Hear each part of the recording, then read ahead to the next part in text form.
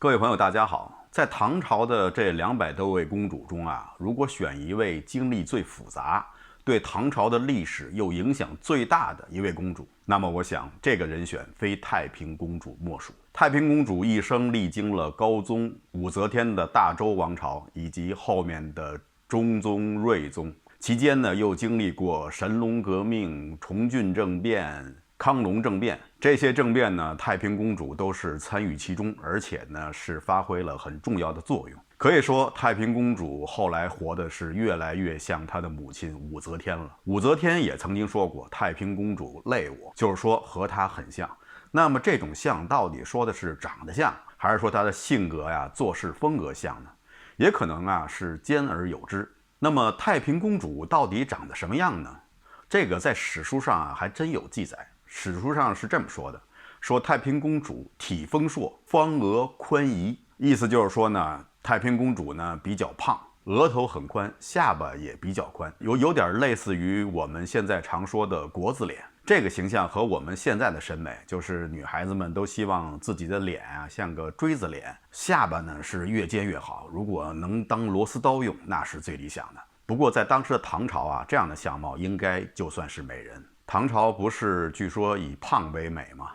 据说杨贵妃身高1.6米，体重140，这样的身形如果放在现在的话，不用个强力的什么 APP 去修图，可能都不敢玩自拍吧。太平公主究竟长什么样？光凭这几个字，可能还是难探究竟。所以呢，大家不妨从武则天的相貌推测一下太平公主的相貌。那么武则天又长得什么样呢？这个呢，大家倒是可以看到。大家呢可以去洛阳的龙门石窟，那里有一尊叫卢舍那的大佛。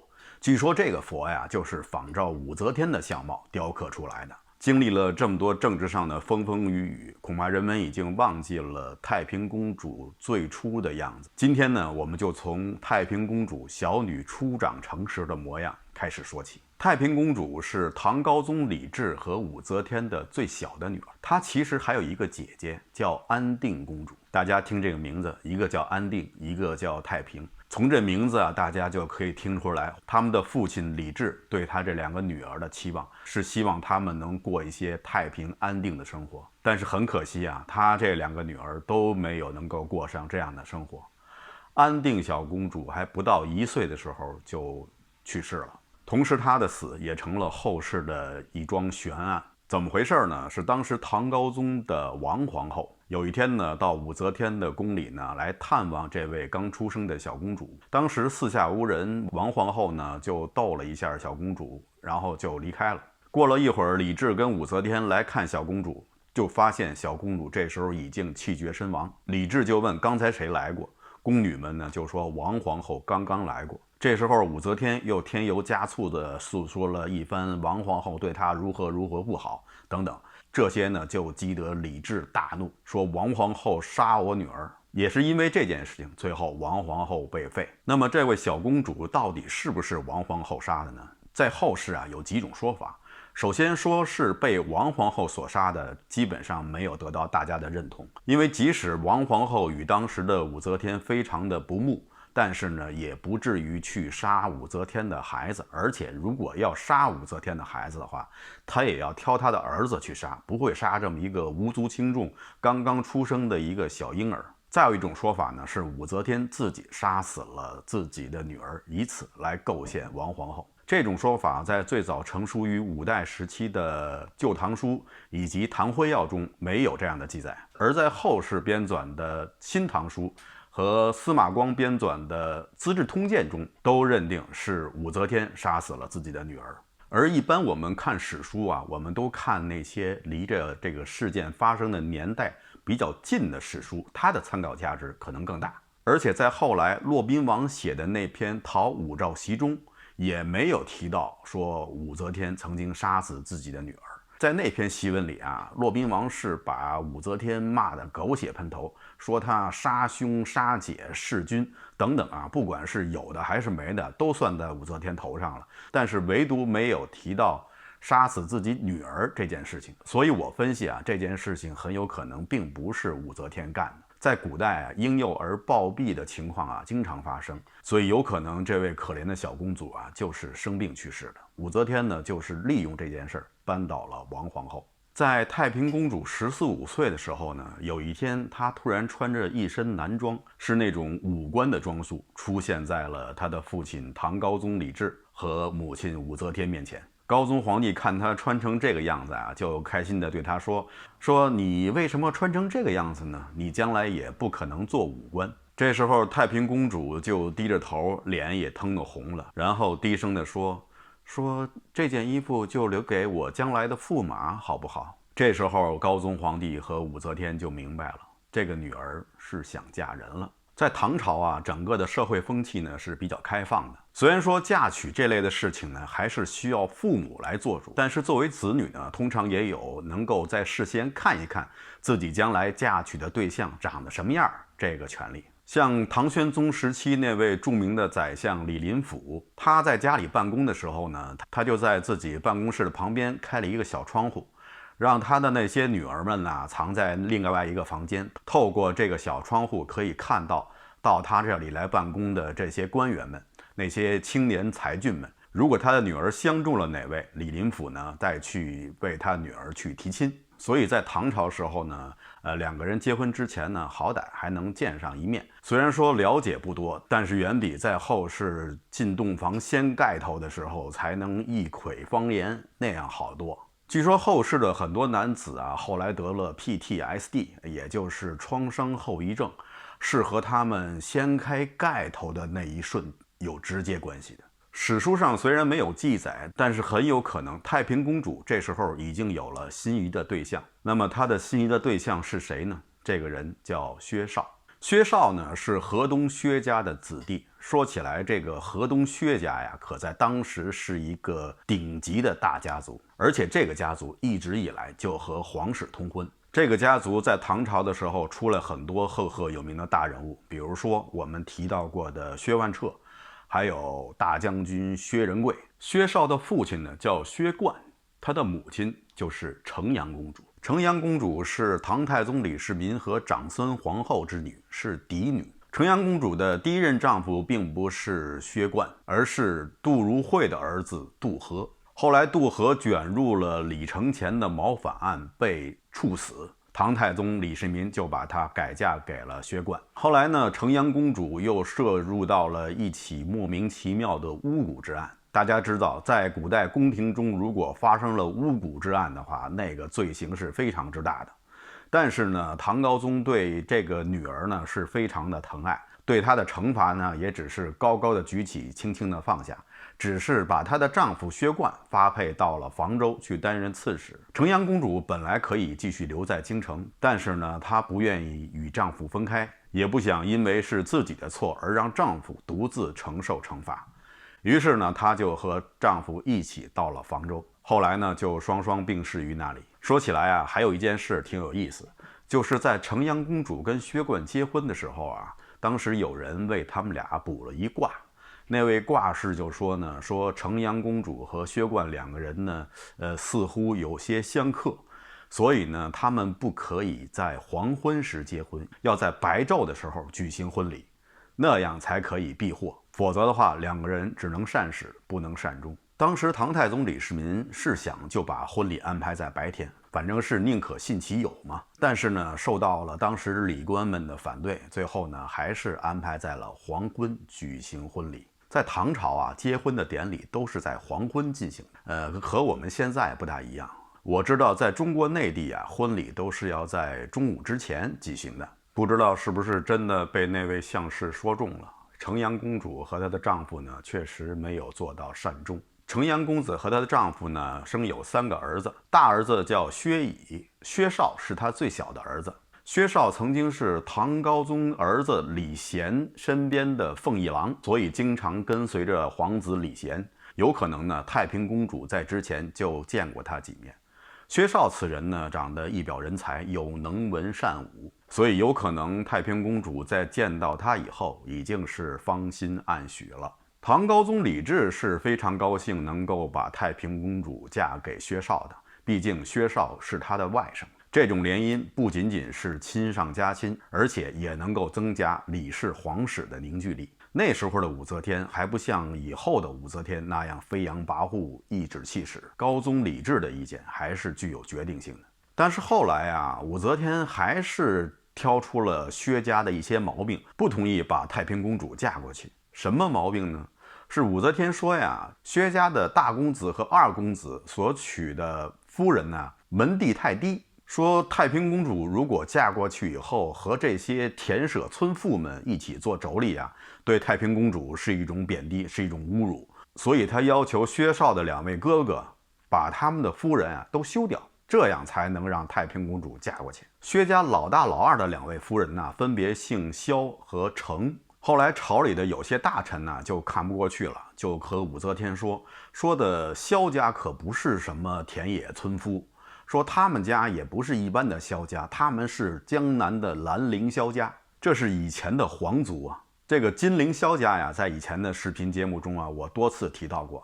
前几期视频关于那位大隋的萧皇后，她就是出自于金陵萧家。武则天争宠后宫的时候，她的一个主要对手萧淑妃也是出自于金陵萧家。所以这个金陵萧家从哪个角度来看都不是一个小门小户。那个程家呢，虽然说没有萧家那么显赫，但是呢也是经常和那些李氏的王爷们通婚，所以门第一点也不低。其实要说起门第啊，武则天家里的门第其实真的不算高。他的父亲武士月呢，以前是一个木材商人，后来呢，就是因为帮助李渊，筹集一些军草、军械呀，在这方面呢立了功劳。后来呢，大唐建立以后呢，就封他为开国元勋，又封为国公。在这之前呢，武家不过是一个商人，而商人的地位在唐朝可真的不是很高。武士月中年丧偶，李世民呢又特意找了一个高门大姓的人做他的续弦。这个人呢，出自于弘农杨氏，这是真正的名门望族。但是隋朝灭亡以后，这个家族就开始慢慢的走下坡路。嫁给武士季的这位杨氏夫人呢，是当年隋朝宰相杨达的女儿。嫁给武士季的时候，这位杨夫人已经是40多岁了。在唐朝40多岁还没有结婚的女性啊，可以说是绝对的老姑娘。这位杨氏为什么40岁还没有出嫁呢？据说她是为了信佛，再加上赶上隋末的乱世，所以呢，这么一来二去的就给耽误了。武则天就是这位杨氏夫人和武士月的女儿，他们一共生有3个女儿。大女儿武顺后来和贺兰家结婚，生有一子叫贺兰敏之。为什么要跟大家提到这位贺兰敏之呢？因为这个涉及到一桩丑闻。是说贺兰敏之与他这位外婆，就是这位杨氏夫人，有一种那样的关系。这些可不是野史中杜撰出来的，在《资治通鉴》《新唐书》《旧唐书》都写得清清楚楚，说敏之征于荣国。荣国指的是荣国夫人，就是杨氏夫人的封号。征指的是气火上升的意思。大家想蒸东西冒蒸汽那个样子，在古代呢，蒸又有一个特殊的意味，就是指的和女性的长辈发生什么关系。那时候这位荣国夫人多大呢？大概70多岁。贺兰敏之这个人是个天生的风流种。当年太平公主带着她的那些侍女经常出入荣国夫人府，这位贺兰敏之呢，居然强奸了太平公主的侍女。在网络上呢，有一些文章说，在太平公主8、9岁的时候呢，贺兰敏之曾经诱奸过她。但是呢，史书上说得很清楚，贺兰敏之强奸的是太平公主的侍女随从。贺兰敏之也是胆大包天，后来他居然把太子妃在成亲之前给强奸了，这样呢就引起了武则天的大怒，最后武则天就把他给处死了。所以网络上有些文章说，太平公主年轻的时候呢就受到过这样的心理创伤，继而影响了她成年以后的感情生活。这一点呢就说的太电视剧太套路化了。唐高宗李治和武则天为他们心爱的女儿啊举行了一场盛大的婚礼。据史书记载啊，当时车队非常的长，而且呢婚车也非常之大，城门太窄过不去，就把城门拆掉，还过不去就把城墙也推倒。因为婚礼是在黄昏举行，所以呢为了更好的照明，就把火把拴在了沿途的树上。结果呢，导致沿途的树都被这个火把烤死了。最开心的当然还是太平公主，她终于嫁给了自己心仪的郎君。太平公主和薛绍结婚以后，他们婚后的生活怎么样？虽然史书上没有明确的记载，但是从他们婚后的8年期间，一共育有2子2女来说，他们的婚姻应该是很幸福美满的。这8年的时间是从公元681年到公元688年，这8年的时间可以说是太平公主人生中最幸福的8年，也是她离政治漩涡最远的8年。但是作为皇室子女，又是武则天的女儿，在唐朝那一段政局变幻、风起云涌的时期，拥有这样平静美好的8年时光，真的是一段非常奢侈的体验。所以很快啊，政治风暴就袭击了他们这个幸福的小家庭。那个时候呢，唐高宗李治的身体呢越来越不好，他本来就患有风疾，严重的时候是不能理政的。武则天这时候的权势就越来越大，越来越专权。李氏皇族子弟中那些在外地的亲王，他们就偷偷在底下商议，想一起起兵扳倒武则天。但是可能是事先没有安排好，本来约定一个时间起兵，但是到最后呢，真正起兵的只有李冲和李真2父子。李真是唐太宗李世民的儿子，李真起兵以后呢，要借道安徽六安，所以他就派人去联系当时当地的刺史赵圭，想向他借一条道，让他能够率兵通过。这位赵圭的夫人是谁呢？他的夫人就是长乐公主。长乐公主的辈分可比李真要高，长乐公主是唐高祖李渊的女儿，她和武则天有杀女之仇。怎么回事呢？长乐公主和赵圭呢有一个女儿赵氏，后来呢嫁给了当时的英王李显，是李显的正妃。李显呢就是后来的唐中宗，大家熟悉的安乐公主韦皇后就是他的女儿和妻子。在后来武则天退位以后，李显是继承了皇位。武则天和长乐公主呢关系一直不好，于是武则天就迁怒于她的女儿赵氏，就是这位英王妃，找个理由说这位英王妃对她不公，就把这位赵氏囚禁了起来。囚禁起来以后，给她提供的食物都是生的。后来宫中的太监看到囚禁赵氏夫人的那个房子的烟囱不再冒烟的时候，才进去查看。进去发现这位英王妃已经腐烂变质，身体上长满了蛆虫。在上一集中我曾经谈到，武则天也曾经杀死了李旦的妻子，就是那位窦德妃。窦德妃和这位赵氏夫人英王妃都是武则天的儿媳妇儿。由此看来，武则天对于婆媳关系的处理，她通常是比较喜欢采用这种方式。杀死了英王妃以后，武则天又把她的父亲赵圭贬到了外地做刺史，长乐公主当然也随着去了。所以长乐公主对武则天是有刻骨的仇恨的。而且长乐公主这个人呢，也非常的有气节、有胆识。当她知道李真造了武则天的反，要从她丈夫的辖区借道通过的时候，她是非常痛快的就答应了。而且她还对那位使者说你回去告诉越王，就是李真，说你们过去的路我给你们放行，但是你们回来我不会给你们放行的。意思就是你们要一往直前，不要想着退缩走回头路。后来李真和李冲的造反因为孤掌难鸣，很快就被武则天派领的大军给镇压了。李真、李冲都相继自杀，他们还有另外一个儿子叫李圭，在勒死了自己的母亲以后，自己也悬梁自尽。武则天在平定了这场叛乱以后呢，又对李唐宗族进行了一次大清洗。所有牵涉到这次谋反事件的李唐宗族，不是被杀死，就是被流放。被流放的那些宗族们，也不允许他们再姓李，而给他们赐了另外一个姓，叫惠。惠是个什么东西呢？惠呢，就是一种生活在水中的一种毒蛇。史书上说，惠是500年以后变为蛟，蛟1000年以后成为龙。一般来说，这惠呢，就指的是一些阴毒的小人，这个意思。被诛杀的李氏皇族中，长乐公主和她的父亲赵圭也在其中。长乐公主在所有这些公主中算是很有气节的，她没有屈从于武则天的淫威。在公主中呢，也有那些特别没气节的，比如说有一位公主叫千金公主，这位公主呢也是唐高祖李渊的女儿，但是呢，她为了巴结武则天，竟然认武则天为干妈。她本来应该算是武则天姑姑那个辈分的，居然认武则天为干妈。所以在武则天轻视李唐宗族的时候呢，她并没有受到株连，而且呢，武则天跟她呢还非常的谈得来，经常两个人在宫中呢一谈就谈几个小时。后来这位千金公主呢，为了巴结武则天呢，还送了武则天一份厚礼。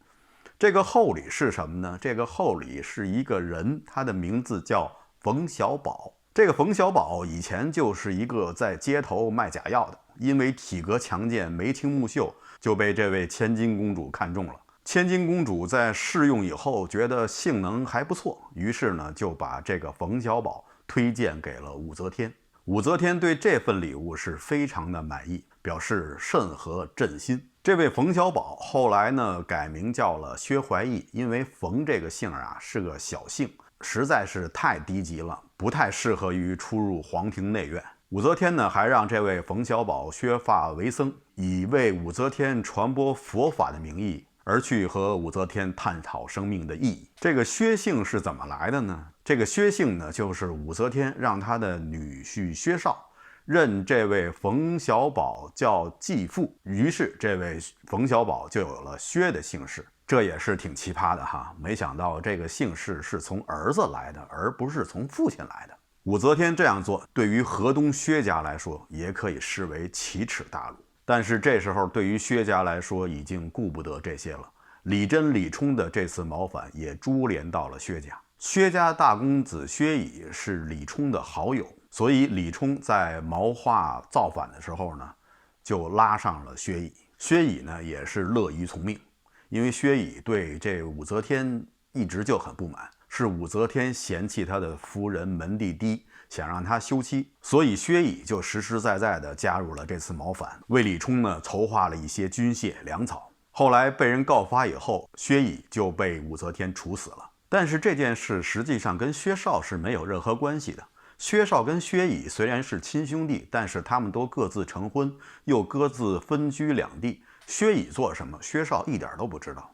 但是武则天并不管这一切，她还是把薛绍下了大狱。因为薛绍是驸马，武则天呢不能直接处死他，所以在把薛绍杖一百以后，就把他囚禁了起来，不给他饭吃，以至于最后被活活的饿死。其实这种处决方式还不如一刀砍了呢。那么武则天为什么一定要杀了薛绍呢？她跟薛绍有仇吗？其实呢，这也不是。这完全是由当时政治环境的变化所决定的。在太平公主嫁给薛绍的时候呢，武则天还只是李家的媳妇。这场婚姻是唐高宗李治所决定的。从政治方面角度考虑，刚才我也说了，是为了更加的巩固李唐宗室的实力。但是现在情况已经发生了变化。这时候呢是公元688年。这时候的武则天已经有了称帝之心，所以这个时候她就不再是李家的媳妇儿，而是慢慢走到了李唐宗室的对立面。这时候她要巩固的是武家的势力，所以薛绍作为李家的外甥，他来做太平公主的老公就变得很不合适了。而且武则天正在进行和马上将要进行的就是对李唐宗室的清洗运动，而太平公主如果是作为李唐宗室的儿媳，不可避免的会受到株连。所以也是出于保护太平公主的目的，武则天就决定要让太平公主改嫁，而改嫁的障碍就是薛绍。武则天在做这个全盘考虑的时候，考虑最多的还是她的政治斗争的需要。对太平公主个人的情感和他们夫妻之间的感情，这些东西是不在武则天的考虑范围之内的。那么太平公主在知道自己的丈夫薛绍被囚禁以后，她又做了什么呢？这些呢，在史书上是不会有记载的。但我猜想她可能求过她的母亲武则天，但是呢没有用，她也只能自己吞下这个苦果。当时她最小的女儿还没有满月。武则天很快就为太平公主选了她的第二任丈夫，就是武承嗣。但是这次呢，太平公主没有同意，她不想嫁给武承嗣。理由呢很简单，她说武承嗣他有病。武承嗣是不是真有病，谁也不知道。反正是太平公主说他有病，而且武承嗣呢，据说还真病了一段时间。然后武则天就问太平公主说：“你不想嫁给武承嗣，那你想嫁给谁？但是我告诉你，你必须要嫁给武姓子弟。”太平公主就说：“那就让我嫁给武攸暨吧。”武攸暨是武承嗣的堂兄弟，算是武则天的堂侄。武攸暨又是一个什么样的人呢？武攸暨呢是一个性格很恭谨，不温不火，很平静又不太起眼的那么一个人。据说呢，长得应该也不错，至少是比武承嗣要强很多。但是想要嫁给武攸暨呢，有一个小麻烦。什么麻烦呢？就是武攸暨已经结婚，而且育有孩子，而且他也没想和他的夫人离婚。这个麻烦对于普通人家来说，那是跨不过去的。但是对于武则天来说，那不过是小事一桩。有一天呢，武则天就宣武攸暨入宫。等武攸暨从宫里回到家里的时候，他的夫人已经被武则天赐白绫自尽了。转眼之间，她从一个幸福的丈夫就变成了一个官夫，也很快她就娶了太平公主。太平公主以后和这位武攸暨的感情生活，以及她自己的私生活，就完全是另外一个风格的画面了。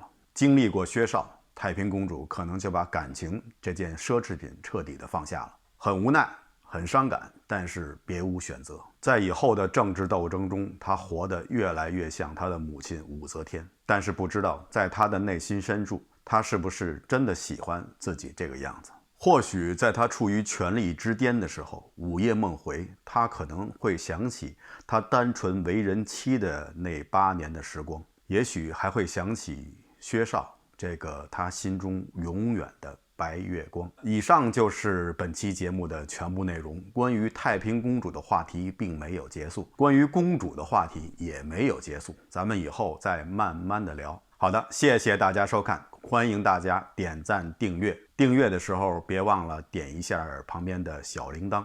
好的，咱们下期节目再见。